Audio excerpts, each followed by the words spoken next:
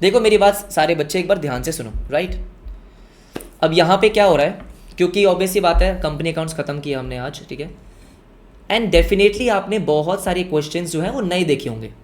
अब यहाँ पे बहुत सारे बच्चे ऐसे हो सकते हैं जो नॉन कॉमर्स बैकग्राउंड के हों, जिनका 11th-12th का बेसिस उतना स्ट्रॉन्ग ना हो, और उनको ऐसा लग रहा होगा सर बहुत सारे कॉन्सेप्ट्स एकदम से आ गए हैं, है ना।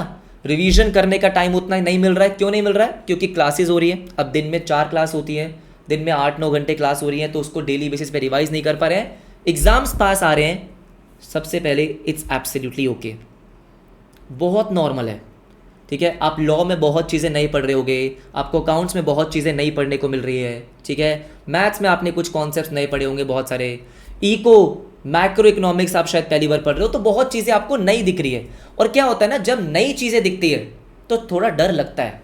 अभी तक क्यों नहीं लग रहा था? सर रेक्टिफिकेशन किया आसान था, बीआरएस किया इजी था, फाइनल अकाउंट्स पहले पढ़ा हुआ था, इशू ऑफ शेयर्स में शायद उतना डर नहीं लगा क्योंकि वो भी कहीं ना कहीं थोड़ा बहुत पढ़ा हुआ था। लेकिन जैसे ही bonus, right issue, redemption of preference shares, debentures में हमने जो आज क्वेश्चन किया, नया कॉन्सेप्ट है ना। और जब भी नया आएगा तो थोड़ा बहुत तो लगता ही है, तो ध्यान से सुनो आराम से। पहली चीज़, मुश्किल नहीं है। अपने दिमाग से ये चीज़ निकाल देना कि भाई बहुत मुश्किल है। देखो मैं आपको एक सिंपल सी बात समझाता हूँ। आप यहाँ पे क्या सोच रहे हो ना, आपकी फिजिकल बॉडी भी उसी तरीके से रिएक्ट करती है।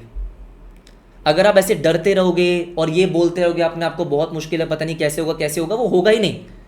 आपने शायद से पता नहीं कभी एक्सपीरियंस किया है, कभी ऑब्जर्व किया है कि नहीं किया, जब आप नेगेटिव थिंकिंग करते हो ना, आपकी बॉडी में एनर्जी ऑटोमेटिकली डाउन हो जाती है, पढ़ने का मन नहीं कर रहा। बहुत सारे बच्चे मुझे बोलते हैं सर बहुत डर लग रहा है इसलिए पढ़ने का मन नहीं कर रहा। बेटा डर लग रहा है ना, इसलिए ही नहीं कर रहा है। क्यों? क्योंकि नेगेटिव एनर्जी है यहाँ पे। कभी आपने ये नोटिस किया कि जब मूड बहुत अच्छा होता है, सर मस्त बारिश हो रही है, हाँ पढ़ने का मन कर रहा है, एनर्जी बहुत हाई है, इसी तरीके से बॉडी रिएक्ट करती है।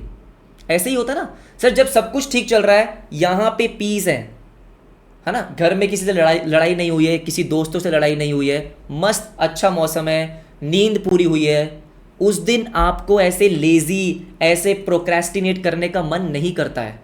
तो एक बात समझ लो, जितना पॉजिटिव थिंकिंग करोगे ना उतने एक्टिव रहोगे। जैसे मैंने आज बोला कि जो ये आपका नेगेटिव एटीट्यूड है कुछ बच्चों का कि सर हमसे नहीं हो रहा है, बेटा पहली बात तो ऐसी कोई चीज़ नहीं है जो नहीं हो सकती। ऐसा ज़रूर हो सकता है कि सर समझ में आ गया है लेकिन थोड़ा सा कॉम्प्लिकेटेड लग रहा है, कोई बात नहीं, एक बार रिवाइज करो थोड़ा समझ में आएगा, 2 बार रिवाइज करो थोड़ा और समझ में आएगा, 3-4 बार रिवाइज करोगे वो चीज़ें फेमिलियर हो जाएंगी, वो चीज़ें समझ में आने लग जाएंगी। मैं बार बार बोल रहा हूँ, ठीक है, ऐसी कोई चीज़ आपके सीए फाउंडेशन में नहीं है जो आपसे हो नहीं सकती है। तो सबसे पहले मुझे अब ये मैसेज बिल्कुल नहीं चाहिए सर हमको समझ में नहीं आ रहा, हमसे हो नहीं रहा है, क्या मैं ये छोड़ दूँ? नहीं, कभी भी नहीं। प्रॉब्लम है उसका सॉल्यूशन है भाई, और सॉल्यूशन क्या है? सिंपल सा ही है कि थोड़ा सा एफर्ट ज़्यादा डालना पड़ेगा, थोड़ी सी रिवीजन ज़्यादा करनी पड़ेगी, थोड़ा इंस्टाग्राम पे टाइम कम लगा लो। कल से मैं ऐसा करूँगा, सबसे पूछूंगा कितना आपका इंस्टाग्राम का टाइमिंग आ रहा है, अपना स्क्रीनशॉट टेलीग्राम पे शेयर करना, ठीक है, राइट। थोड़ा सा एफर्ट एक्स्ट्रा डाल लो, क्लास को एक बार दोबारा देख लो, कॉन्सेंट्रेशन से देखोगे सब समझ में आएगा। आप भी मानते हो ये कि जितनी डिटेल्ड क्लासेस हमारी हो रही है इससे ज़्यादा हो ही नहीं सकती। एक एक चीज़ जिस तरीके से हम कर रहे हैं, सब कुछ समझ में आता है क्लास में, तो घर पे उसको बस रिवाइज करना है। जो बच्चे क्लास को रिकॉर्डिंग में देख रहे हैं उनसे भी रिक्वेस्ट है, बेटा अगर आप कोई भी चीज़ नई पढ़ते हो, कोई नया कॉन्सेप्ट करते हो, मेक श्योर कि अगली क्लास पे जाने से पहले उस क्लास को आप रिवाइज करोगे, है ना। क्लास में जो क्वेश्चंस हुए हैं उनको एक बार खुद से करके देखोगे। मुझे बताओ, अभी मैंने आपको दिखाया कि May 26 में कंपनी अकाउंट्स के जो क्वेश्चंस आए, एग्जैक्ट सेम क्वेश्चन है जो बुक के क्वेश्चन है। आज जो हमने डिबेंचर्स का क्वेश्चन किया एग्जैक्ट सेम है। इससे थोड़ा कॉन्फिडेंस आना चाहिए ना, कि मतलब आप ये मानो, आपका माइंडसेट इस तरीके से होना चाहिए कि आपके पास एग्जाम का क्वेश्चन पेपर पहले से ही है।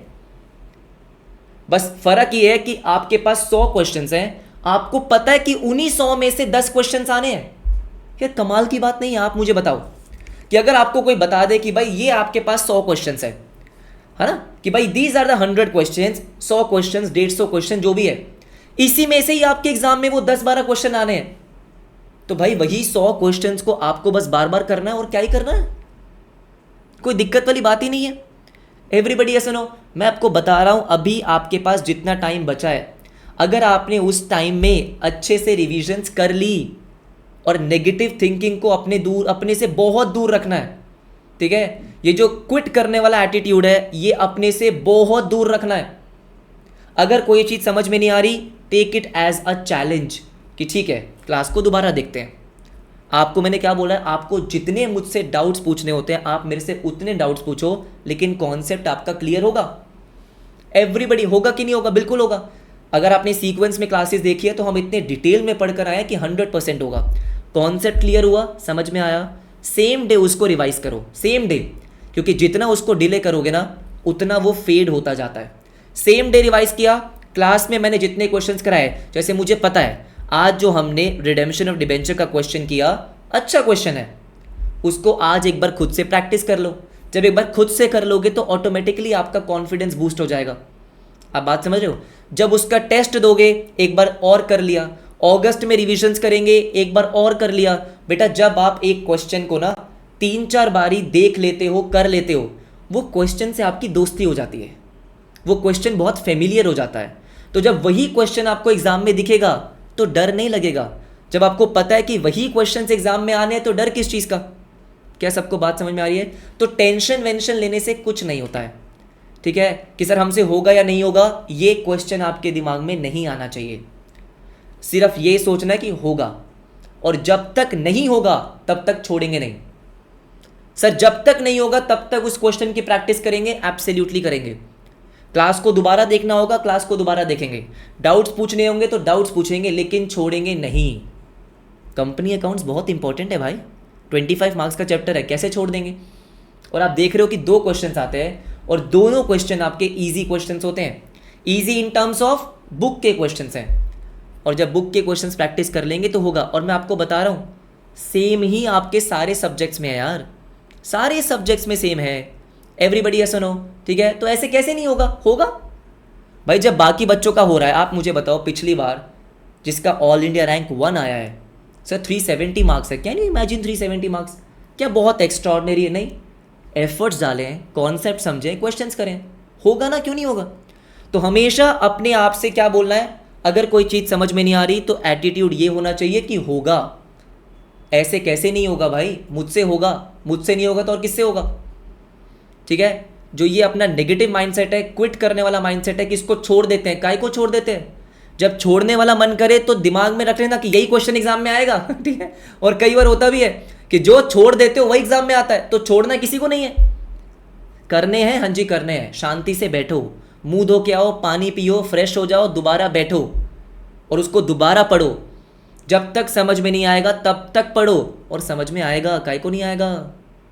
ये सुनो, तो प्रॉमिस करना है मुझसे कि आगे से ये जो सेंटेंस मुझे आज 2-3 बच्चों का दिखा है कि सर थोड़ा कॉम्प्लिकेट लग रहा है, थोड़ा सा हमसे हो नहीं रहा, क्या इसको छोड़ दें?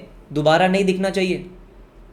क्या दिखना चाहिए कि सर डेफिनेटली नई चीज़ है, समझ में आ गई है, रिवाइज करनी पड़ेगी, और जब तक कॉन्फिडेंस नहीं आएगा तब तक छोड़ेंगे नहीं।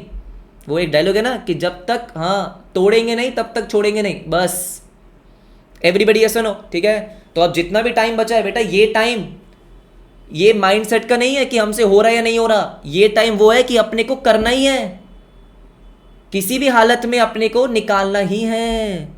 एवरीबडी ऐसा नो, जितना टाइम हमारे पास है सफिशिएंट टाइम है, अच्छे से रिवाइज करना है, प्रैक्टिस करनी है, कॉन्फिडेंस आएगा, एग्जाम क्लियर करेंगे for all the subjects. Absolutely yes, everybody yes no, हाँ या ना? ठीक है, हाँ, ना तो झुकना है ना रुकना है, बिल्कुल सही बात, ठीक है। क्वेश्चन के सामने झुकेंगे क्या?